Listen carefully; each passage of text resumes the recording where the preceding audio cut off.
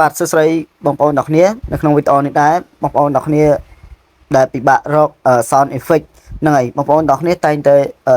ផលិតមាតិកាពេលខ្លះធ្វើជា vlog ឬក៏បែប funny បាទហ្នឹងគឺពិបាករក sound effect ហើយអញ្ចឹងខ្ញុំមានជាមួយនឹង website មួយដែលចង់បង្ហាញទៅកាន់បងប្អូនទាំងគ្នាហ្នឹងហើយពីរបៀបនៃការ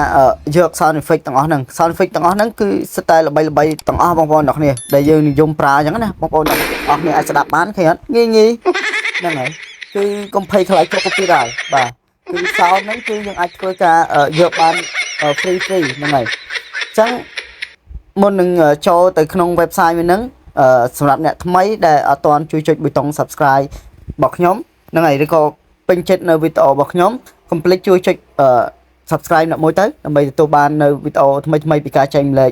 ពី channel របស់ខ្ញុំទៀតអញ្ចឹង sound effect នេះគឺមានច្រើនបងប្អូនទាំងគ្នាមិនមែនមានតែប៉ុណ្្នឹងទេណាអញ្ចឹងបងប្អូនទាំងគ្នាអាចចូលមកយកនៅក្នុងនឹងបានបាទអញ្ចឹងបងប្អូនទាំងគ្នាឆ្លាញ់អីអញ្ចឹងខ្ញុំនឹងប្រាប់បងប្អូនទាំងគ្នានៅវីដេអូមួយហ្នឹងពីរបៀបនៃការចូលតើឥឡូវជាដំបូងបងប្អូនទាំងគ្នាចូលទៅក្នុង browser បងប្អូនទាំងគ្នាមួយមក browser តែតឹងបងប្អូនទាំងគ្នាប្រើទៅលើជ្រងក៏បានប្រើទៅលើ browser មួយណាក៏បានដែរអត់បញ្ហាទេបាទអញ្ចឹងបងប្អូនទាំងគ្នាចូលប៉ុណ្្នឹងមកហើយបងប្អូនទាំងគ្នា search ឈ្មោះនៅចំណុចខាងលើមួយមកបាទដែលមាននៅចំណុចខាងលើហ្នឹងបាទអញ្ចឹងច្បាស់ជាលុនមកដល់ជាតម្រងបែបនេះហើយអញ្ចឹងបងប្អូនទាំងគ្នាដែលគាត់នេះគាត់ search ឈ្មោះមួយនេះឬក៏ខ្ញុំដាក់នៅលើវីដេអូមួយហ្នឹងតែម្ដងបាទអញ្ចឹងបងប្អូនទាំងគ្នានឹងឃើញ website មួយហ្នឹងហើយចូលទៅលើ website ហ្នឹងទៅបាទអញ្ចឹងបងប្អូនទាំងគ្នាឆ្លាញ់មួយណាខ្ញុំសូមនេះសិនតម្លាក់សលេងតិចបាទកុំឲ្យយើងបាក់ទៅនិយាយបាទចឹងបងប្អូនទាំងគ្នាស្ដាប់ទៅឃើញអត់ចឹងបើកណីថាបងប្អូនទាំងគ្នាឆ្លាញ់នៅសលេងមួយហ្នឹងឬក៏ sound effect មួយហ្នឹងបងប្អូនទាំងគ្នាគ្រាន់តែចុចដើម្បី download ចុចប៉ះលើមួយមកចឹងនឹងមាននេះបងប្អូនទាំងគ្នាមានកន្លែង download ហើយចឹងបងប្អូនទាំងគ្នាចូលមកកន្លែងនេះមកបាទចឹងយើងចូលកន្លែងហ្នឹងមកដើម្បីធ្វើការ download ឃើញអត់ចឹងវានឹងចូលទៅក្នុង file របស់យើងហើយចឹងយើងបាន download ហើយបងប្អូនទាំងគ្នាអាចយកទៅដាក់នៅក្នុងវីដេអូរបស់យើងគឺអត់បាក់ភ័យជាប់ខ្លាច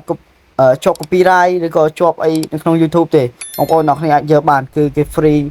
មាននៅក្នុង website មួយហ្នឹងបាទចឹងសម្រាប់បងប្អូនទាំងគ្នាដែលគាត់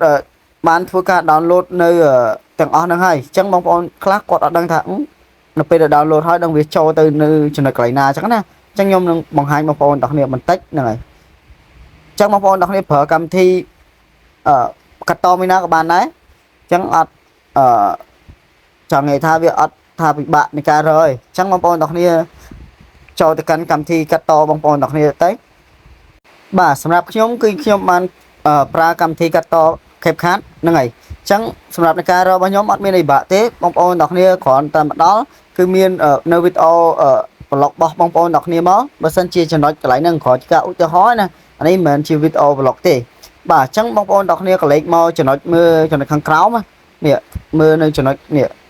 បាទអញ្ចឹងបងប្អូនទាំងគ្នាចុចទៅលើនឹងមួយមកអាហ្នឹងខ្ញុំបញ្ជាក់សម្រាប់អ្នកដែលប្រើ CapCut ទេណាតែអ្នកដែលប្រើផ្សេងបងប្អូនទាំងគ្នារកទៅតាមកម្មវិធីបងប្អូនទាំងគ្នាដែលបានចេះកាត់តតាមហ្នឹងទៅបាទអញ្ចឹងបងប្អូនទាំងគ្នាអាចចុចទៅលើនេះបាននេះចុចទៅលើចំណុចដែលខ្ញុំគូសឲ្យបងប្អូនទាំងគ្នាហ្នឹងបាទនៅពេលបងប្អូនទាំងគ្នាមកដល់នៅចំណុចកន្លែងហ្នឹងហើយបងប្អូនទាំងគ្នាក៏លេខមកមើលនៅចំណុចកន្លែងនេះមួយទៀតដើម្បីយើងធ្វើការចូលទៅចំណុចកន្លែងហ្នឹងមួយទៀតអញ្ចឹងណាបាទហើយបងប្អូនទាំងគ្នាចុចមកកន្លែងនេះមួយទៀតមកនេះបាទអញ្ចឹងវីដេអូ sound funny មិញហ្នឹងបងប្អូនទាំងគ្នាស្ដាប់ទៅឃើញអត់អញ្ចឹង sound ហ្នឹងយើងបាន down ហើយអញ្ចឹងអត់មានអីបាក់ទេគ្រាន់តែចុចពាក្យសញ្ញាបូកហ្នឹងទៅបូកនៅខាងឆ្វេងដៃយើងហ្នឹងបាទអញ្ចឹងវានឹងលោតចូលទៅក្នុងនេះអូតូហើយបាទឃើញងាយបងប្អូនទាំងគ្នាអញ្ចឹងបងប្អូនទាំងគ្នា play ទៅ